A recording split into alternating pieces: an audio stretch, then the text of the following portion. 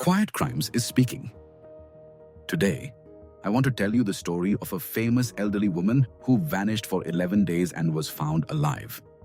But before we reveal the details, let's dive into the real story. Some mysteries do not announce themselves. They do not arrive with violence or urgency. They do not demand attention. They simply happen, quietly.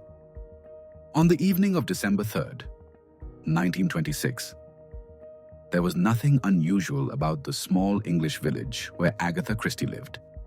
No neighbors sensed danger. No arguments echoed through open windows. No one imagined that, within hours, the country would be searching for a woman who seemed impossible to lose. Inside her house, Agatha Christie stood alone. She had lived in this space long enough to know every sound it made. The way the floor responded to footsteps. The way the air settled when the lights were turned off.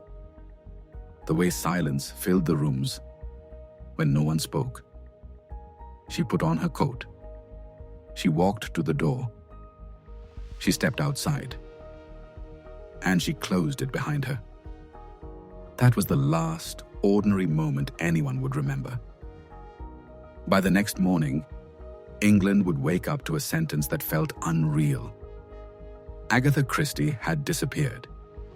At the time, she was already a literary phenomenon. Her books were not simply popular, they were trusted. Readers believed in her sense of order, in her ability to guide them through confusion and fear toward a final, satisfying truth. Her stories reassured people that chaos was temporary, that logic would prevail, that nothing truly disappeared without leaving clues behind. But in 1926, her own life was quietly falling apart. That year had dismantled her world piece by piece. The first loss came with the death of her mother. Clara Miller had been more than a parent. She was Agatha's emotional foundation, her closest confidant, the one person who made the world feel stable. For years, Agatha relied on her mother's presence as a form of emotional certainty. When Clara died, Agatha lost that certainty completely. She did not collapse publicly. She organized the funeral. She handled the details. She moved forward. That was how she survived pain. She controlled it. She compartmentalized it. She refused to let it show. But grief does not disappear when ignored. It waits. And then came the second blow. Her husband, Archibald Christie, told her that he was in love with another woman. He wanted to leave. He wanted a divorce. In 1920s England, divorce was not merely a personal failure. It was a social judgment. Women were blamed, scrutinized, quietly pushed aside. To be abandoned was to lose not only a marriage but safety, reputation, and belonging. Agatha Christie was suddenly facing grief, betrayal, and isolation all at once. Friends noticed that something had changed. She was not hysterical. She did not cry openly. Instead, she seemed distant, distracted, as if part of her attention had turned inward and never fully returned. Agatha Christie was not someone who expressed pain loudly. She absorbed it. She analyzed it. She buried it. But pressure without release does not vanish. It accumulates. In the days leading up to her disappearance, nothing outwardly dramatic occurred. She attended to routine matters. She spoke politely.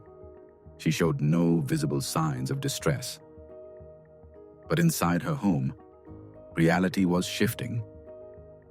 Archibald planned to spend the weekend away with the woman he loved. Agatha knew this. She imagined the empty house, the silence, the certainty that her marriage was already over. Anticipated pain can be more corrosive than shock. It gives the mind too much time to wander. On the evening of December 3rd, Agatha Christie left her home alone. She did not pack luggage. She did not leave a note. She told no one where she was going. Hours later, her car was found abandoned near a chalk quarry. Inside were personal belongings, including her coat. The location immediately suggested despair. Authorities feared suicide. Search parties formed quickly. Hundreds of volunteers combed the countryside. Dogs traced scent trails that led nowhere. Newspapers printed her photograph again and again. Fellow writers joined the search. England watched as certainty dissolved into fear. Day after day passed. No body was found. No clear evidence appeared. No explanation made sense. And with each passing hour, the case became more unsettling. Agatha Christie understood disappearance. She wrote about it. She constructed it. She knew how investigators thought, how they followed patterns, how assumptions could trap even intelligent minds. If someone had vanished deliberately, the result might look exactly like this. 11 days later, the silence broke. Agatha Christie was found alive. She was staying at a hotel, registered under a false name. When questioned, her response unsettled everyone. She claimed she remembered nothing. No memory of leaving home. No recollection of the journey. No explanation for the abandoned car or the assumed identity. Doctors later suggested dissociative amnesia, a psychological break triggered by overwhelming emotional trauma, a mind retreating inward when reality becomes unbearable. But questions refused to disappear. Why that hotel? Why that name?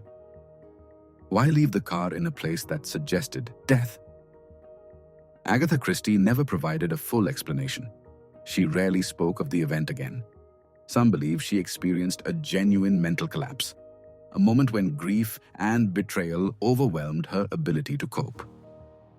Others believe the disappearance was a subconscious escape, a temporary erasure of self when life offered no refuge.